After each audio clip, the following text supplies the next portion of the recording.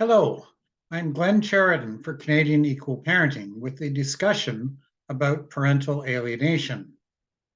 April 25th is Parental Alienation Awareness Day. This is a day to understand what it is, why it happens, what to do about it, and perhaps most importantly, how to prevent it. I will shortly discuss critiques of parental alienation, best practices, and what parents need to do. In short, parental alienation is a form of child abuse, specifically mental or emotional abuse. Parental alienation typically occurs involving the mental manipulation and emotional abuse of children, with the aim of destroying a loving and warm relationship they once shared with the parent. Parental alienation is sometimes called hostile aggressive parenting.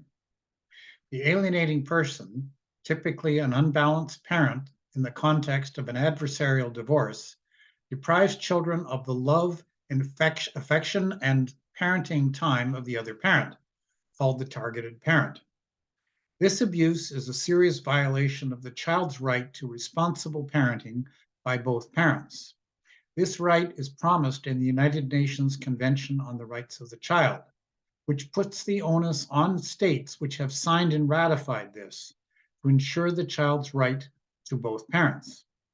Canada is a signatory to this convention, but often fails to fulfill their duties under this international convention.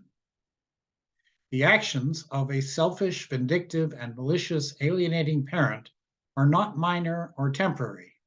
The abuse will not stop if left alone. The damage will usually not heal after the child becomes an adult. Untreated, the adult alienated as a child rarely reestablishes a healthy relationship with the alienated parent. Alienated tactics used on children disturb, confuse, and frighten these children. It robs them of their sense of security and safety. It damages their ability to form healthy, balanced relationships. Adult alienated children often repeat the same manipulative, alienating, abusive roles in relationships, either as perpetrators or as victims.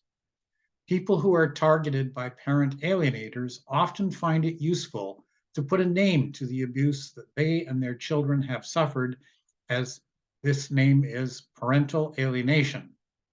Depending on the level of the abuse and conflict, parents may need professional help and/or specialized professionals with qualifications and experience dealing with entrenched and recalcitrant alienating behaviors. What are some of the critiques of parental alienation? Some claim that parental alienation does not happen, or that it is a false accusation, or an excuse to cover up abuse or refusal to pay child support. While false accusations are common in conflicted divorce and family separation cases, social science and numerous court judgments substantiate that parental alienation is real, that it can and should be distinguished from false accusations, and show its abusive character. Some critiques of parental alienation are clearly sexist. For example, Manitoba legislature member Nahanni Fontaine claimed in that legislature that parental alienation was fake, that it was a plot by men to abuse their children, but offered no evidence. However, when she was presented with reviewed social science research, lists of court cases, and experts countering her claims, she refused to listen, to discuss, or to respond to her constituents, Manitobans, and Canadian parents.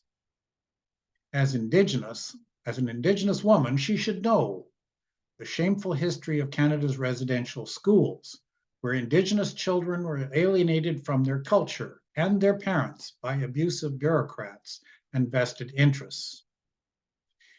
Parents need to respond to politicians and other vested interests who deny child abuse while exploiting it for money and careers.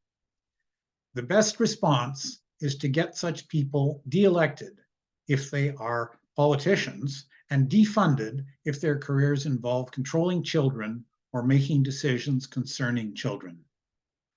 Parents need to make child abuse and exploitation an issue in the fall 2023 Manitoba provincial election. Well, what are best practices in dealing with parental alienation? First, when an accusation arises of parental alienation, professional investigations must be done based on proven, comprehensive, balanced systems with a scientific evidence basis. These must be prompt and backed up by legal authorities prepared to act if abuse or parental alienation is found. Parents in child custody cases must be provided with non-sexist education in abuse, alienation recognition, and consequences for abuse. Parents need conflict resolution training and education on children's need for responsible parenting by both parents. Parents must insist that sexism, bias, and stereotyping have no place in Canada's courts, in children's services, and in child abuse prevention. Canada's 2021 activation of changes to the Divorce Act, recognizing coercive and controlling behaviors as child abuse, is a good step. Now we need to have the courts and child abuse professionals recognize that parental alienation is a form of coercive and controlling behavior. What is the connection between parental alienation and equal parenting? The best solution to child abuse is prevention.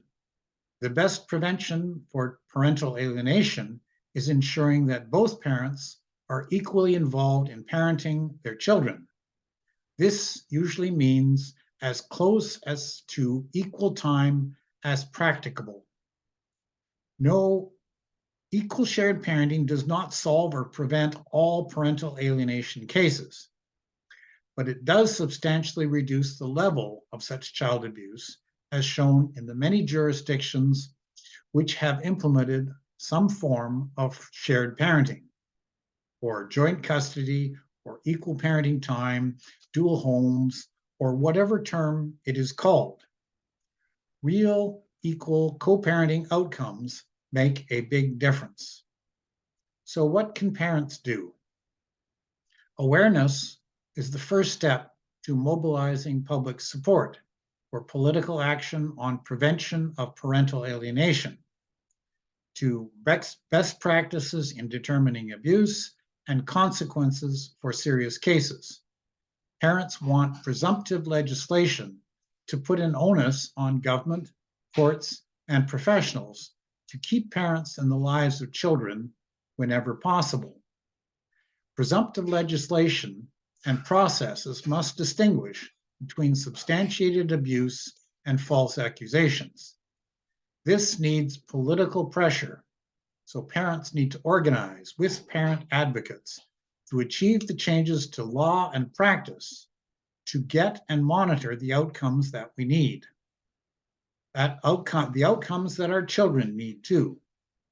Thanks for listening. If you wish more information about parental alienation and advocacy for Canadian parents, use the links below.